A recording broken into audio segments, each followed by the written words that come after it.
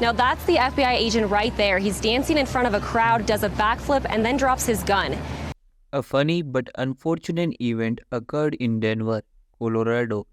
Picture this, an FBI agent, maybe trying to impress some ladies, decide to show off his dance moves at a local bar on June 2nd, 2018.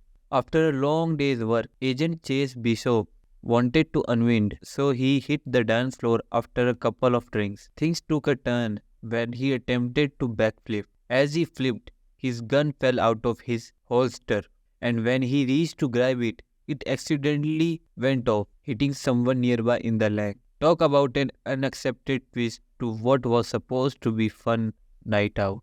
Now that's the FBI agent right there. He's dancing in front of a crowd, does a backflip, and then drops his gun.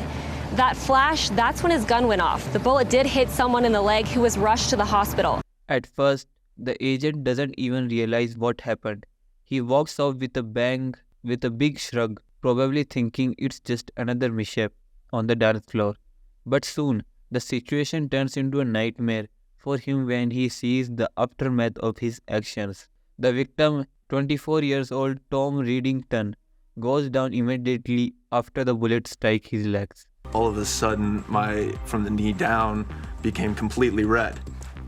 And that's when it clicked in my head, oh, I've been shot. However, the Denver police didn't immediately arrest the FBI agent. Instead, they let him go, handing him over to his FBI supervisor.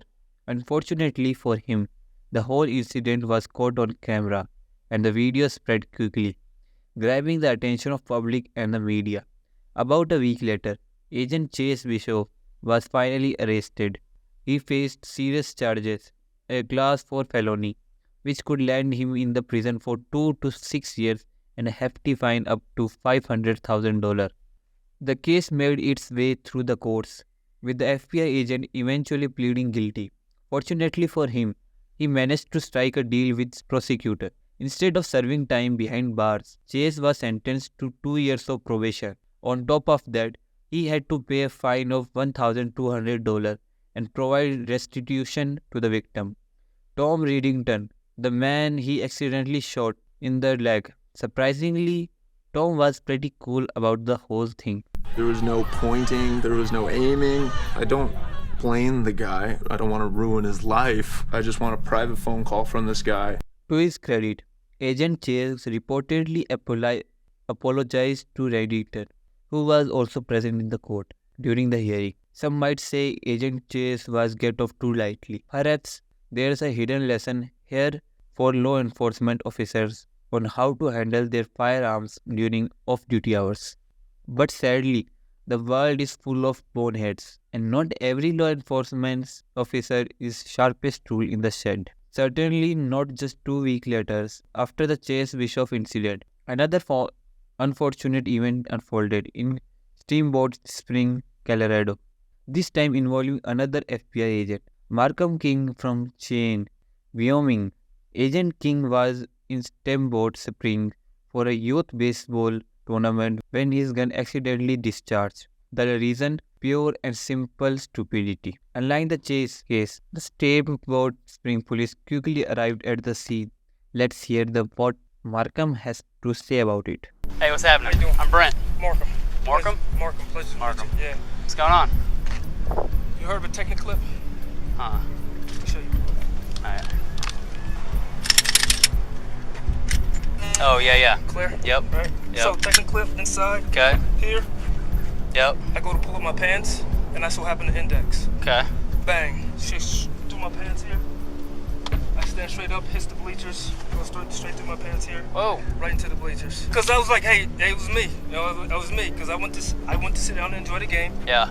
and I went to pull up my pants, Index, Yep. and crank one off. So. What our special agent is trying to explain here is that while he was watching the game, he had his gun secured in what's known as a taking clip. This is conceivable gun clip that easily attaches to your sidearm, providing a lightweight and discreet carry option without a holster. However, most officers are prohibited from using it because it lacks a trigger guard, making it unsafe. Unfortunately, this lack of safety measures led to exactly what happened. It's the dumbest thing you can put on a gun. But it seems like this logic is completely lost on Markham and his partner.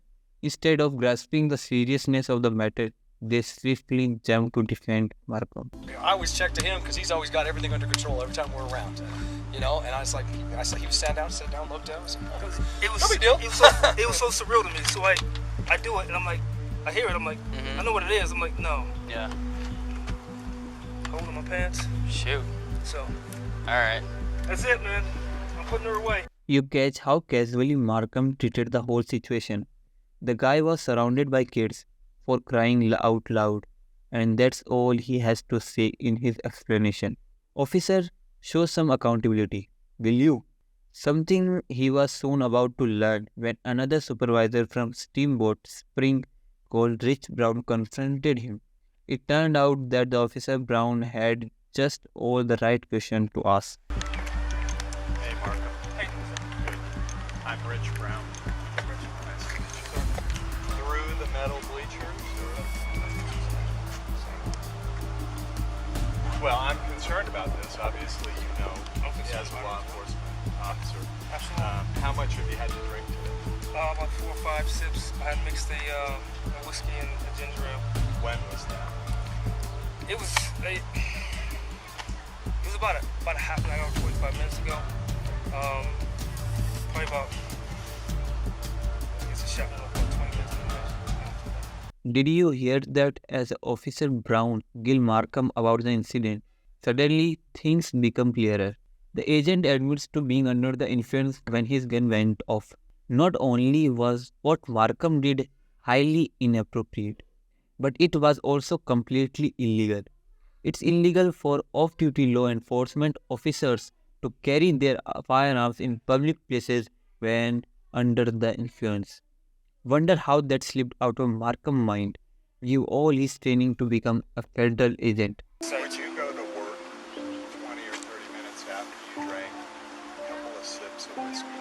No, that's 8 hours. Is the, That's the thing that's running through my mind that worries me about this. If the thought enters your mind that you should put this handgun away, right. that in itself tells me you know you personally have some concern about that. And I understand what you're saying. I've been doing this job a long time. And, you know, you're sitting in bleachers with other people. I'm sorry, I get it. So it looks like Officer Brown here is taking a special agent to school on how to be a federal agent. Well, Markham, that's what you get when you come across a seasoned law enforcement officer. Officer Brown then instructs Markham to take the breath analyzer test, which of course Markham fails, as his blood alcohol level was just above the legal limit. What's even more concerning is that some time has passed since the incident. So in all likelihood, the agent was more intoxicated when the fiasco happened. The officers had no choice but to charge Markham with criminal charges, and he was issued a summon from reckless endangerment and disorderly conduct. All right, man. Gonna issue a summons, okay? Yep. For disorderly conduct, reckless endangerment, both require that you go to court. The court is not available for the public disclosure, but rumor has it that Markham is still working for the agency. Tell you what, Markham sure slipped through the cracks of the judicial system, but he must be praying day and night that, unfortunately for him, the bullet just hit the bleacher. The alternative is just so damn terrifying.